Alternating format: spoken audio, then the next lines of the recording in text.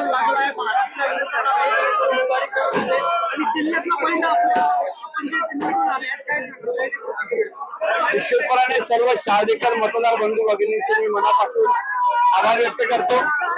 खरं तर आमच्यासाठी हा निकाल थोडा अनपेक्षित आहे. 20 पेक्षा अधिक नगरसेवक निवडून यायला हवे, ते अशी आमची सुरुवातीपासूनची रणनीती होती.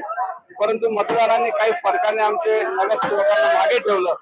तरी देखील नगराध्यक्ष पदासाठी मला जे मतदान सर्व शहादेकरांनी दिलेलं आहे त्याबद्दल मी सर्व शहादेकर बंधू भगिनींचे, माझ्यासोबत उपस्थित सर्व नगरसेवक, त्यांच्या परिवाराचे आणि कार्यकर्ते मनापासून आभार व्यक्त करतो. धन्यवाद. मुख्यमंत्र्यांनी आपल्या विरोधात सभा घेतली होती, कसं बघताय?